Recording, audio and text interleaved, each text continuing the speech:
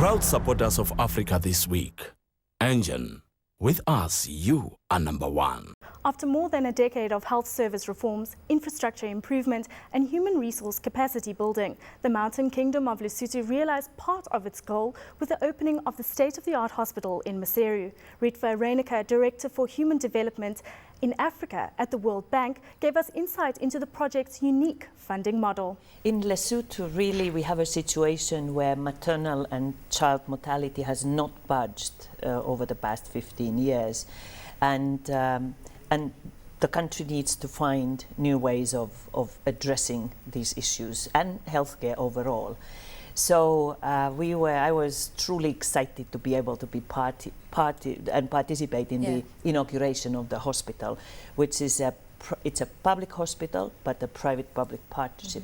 And the role of the World Bank really was what our comparative advantage is global knowledge, a lot of experiences from other countries. That's what we contributed together with our private sector arm, IFC, to that project. Advice, how do other countries do, the best advice we could provide. But I mean, how does this hospital address the medical needs of Lesotho? It's a small country, there's quite a lot of poverty, and interestingly, although the economy has started to pick up, it just hasn't dented the healthcare deficit in the country. Why is that? What is really interesting in this hospital that it is a public hospital. It is run by a private provider, Netcare, South African provider, and there is a strong partnership between the private and public sector, both building the new hospital, which is, by the way, beautiful, and then running it. So it's a public hospital. And what is really interesting in it, that the previous hospital, which is defunct, really, in a bad shape, cost about 100 million. This new hospital costs the same 100 million to run. So there is no extra cost except the investment cost, and yet quality. I'm going to talk about the relationship between Netcare and the World Bank and others. What I need to understand is how big the need is in a country like Lesotho. What are we talking about here in terms of just basic and primary healthcare that's needed in this country? Of course, the country needs the basic primary, the clinics, etc. They are all over the country. Surely not enough. What this hospital is, it's a referral hospital to the whole country. It has 3 clinics attached to it, so it also serves Maseru district, and it's also a teaching hospital. So. And basically, what is the exciting part of it is that the quality is so much infinitely better than in the past one. I think the biggest problem we have is that healthcare, like education, is a public good. It's something that the government should be providing. But invariably here, that's not happening. And this is why you've had to step in with various private partners. So what is the costing? Because Netcare comes in, but they're not a charity. Ultimately, as a private hospital, they're going to want to see returns on investment. And in a country that has a lot of poverty, people can't afford to pay for private medical care. So how exactly do you make sense of the money that's gone into this initiative when effectively it's not really a very commercial initiative? Now, what is really interesting in this hospital is that the staff who work there, and it's the Tsepong consortium that hires the staff, they are paid the same as before, as in the previous hospital. The patients, they pay the same amount as before. I was there on Friday and we interviewed a number of patients because the hospital is already running. They said it's 15 rand per 3 visits, same as in the old hospital. So in a way, what the private sector can contribute is a different set of incentives in the hospital. It is a public hospital.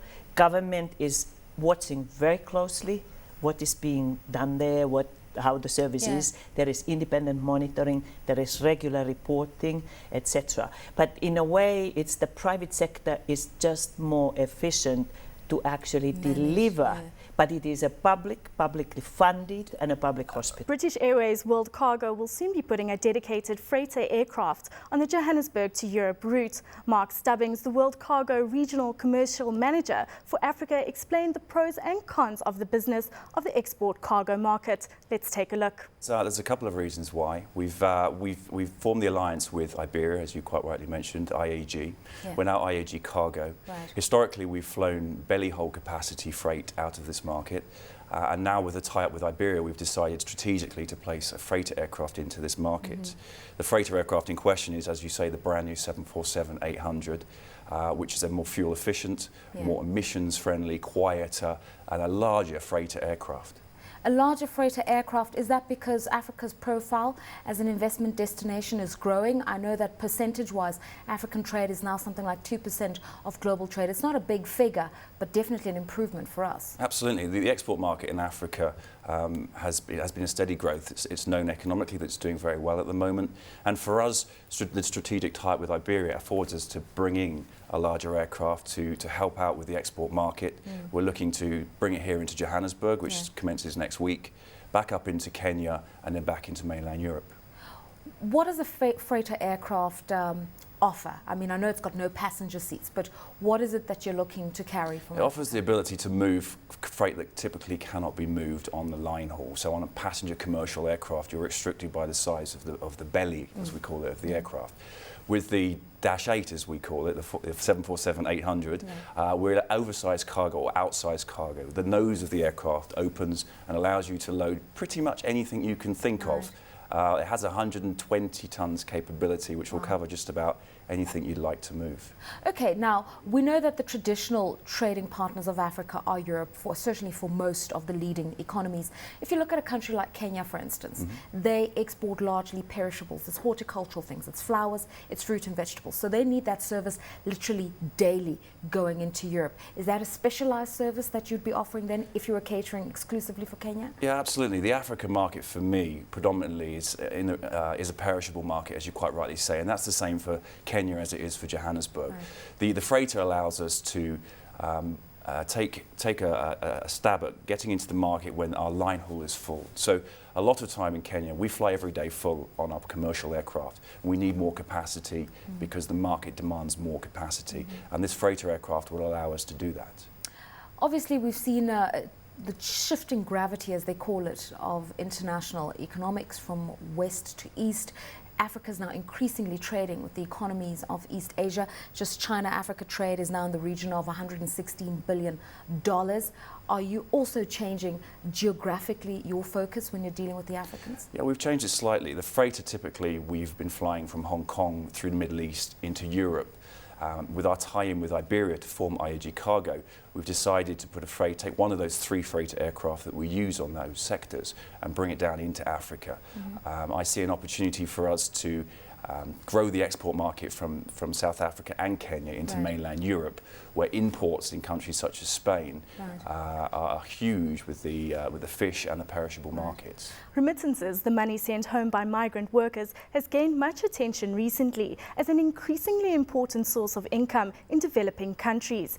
Acceptance of flexible regulation on mobile money remittances across the region could help improve Africa's economic performance. We spoke to Kim Dancy, FNB eWallet Solutions Strategic Legal Advisor. As you said, remittances are a very important source of income. In some countries, the remittances, the money coming home from migrant workers actually is more than foreign investment. Yeah. The World Bank has done a report, and they're of the view if we can make remittances even slightly cheaper, you can actually improve the income of developing countries by 50 to 70%, just of individual households. Yeah. Okay, so we've got various platforms through which money comes back home, but it seems, particularly in East Africa, which is where we're really seeing this proliferation of money coming through, is the money transfer mechanism. It seems to be working really well. It does. In Kenya in particular, the domestic money transfer using M-Pesa works very, very well. And we're seeing, at FNB with our e-wallet, we're seeing a lot of growth in South Africa from the domestic remittance. What we're particularly interested in, where regulation becomes very interesting, is the cross-border remittance aspect. In South Africa, we have some regulatory barriers to cross-border remittances, particularly at the lower income levels, and they have to do with regulation relating to money laundering that becomes closed for particular groups of people. For example, foreigners don't have access to this type of remittance without producing paper, so it becomes increasingly difficult. Okay, so what is being sought? What would make it easier? We have engaged with the Reserve Bank, and as you mentioned, Prim Gordon has said yesterday that they're looking to cut the red tape in terms of cross-border remittances. We're talking here particularly low-value remittances, so we must emphasize that. So one of the things we would like to see is, for example, that, as I said, anybody could remit money across the border, whereas currently, as I said, the regulatory limits to who you can talk about and how. cumbersome regulation. Can you just talk us through it? Because there's so many ways in which people send their money home. Our domestic helper, for instance, she does it through the post office. Yes. Other people are doing it through mobile money services. Others are using agencies, you know, the Western Unions and the like. Yeah. So as you mentioned, there are a number of different channels. The informal market is the biggest market in the South African context. And again, predominantly because the price can be right. I mean, it is a price-sensitive area, and also because there's a lot of trust in that informal market. The formal market is ironically less trustworthy. The post office, for example, is a very lengthy process. It can take up to a week, if not longer, for the money to be transferred. So we're looking for something that's fast, transparent, convenient, and that's available to all. So you start talking mobile then. When you put those as the criteria, mobile becomes very interesting. Okay, and what sort of regulation would then be needed? Because effectively there's the bank, which becomes the agency, and then there's the mobile company, which becomes the channel through which the money would go through. So you'd need regulation on two fronts, financial services type regulation and ICT regulation, and yet we need something to gel come here. together. Depending on what model you're looking at, a bank-led mobile money model, which is what we have at eWallet, we don't rely particularly on what's happening on the mobile network operator. They're the carrier. Right. So obviously we have to integrate to them, and there's a relationship issue, but from a regulatory perspective, not that much of an issue. Where we have a mobile network operator-led model, that becomes a little more complicated. Where are the routes most popular? And just give us a sense of how it works best, the best practice where we're seeing in Africa. The obvious route is Zimbabwe. From South Africa, that's the obvious route. A report was done in 2010 where they reckon between 9 and 12 billion rand is crossing our South African borders annually. So it's a big market. And more than likely half of that is to Zimbabwe. The other channels that then become Mozambique, Lesotho and Malawi are the channels. Yeah, Mozambique, Lesotho and Malawi. Okay, so we are now talking about the need to sort out the regulation to make it easier, and the Minister of Finance has added his voice to it. What now needs to happen? To give you an example, you want anyone to be able to either act, let's talk the mobile, because we're talking mobile money and it's cool and it's interesting. On their phone to be able to say, I want to remit money, where to? And they put in a cell phone number. The cell phone number will indicate exactly what country they're going to. So we already have that information. If they're using the banking channel, and even if they're using a mobile network channel, we already know who the person is. So that information has already been captured. The amount, and we need to find a way for regulatory purposes to say who the recipient is. But once we put in that information, that should be it. Well, that's all for this week's edition of Africa This Week. Join us again next week for another roundup of the top stories in Africa. From me, Bronwyn Seaborn, it's goodbye for now.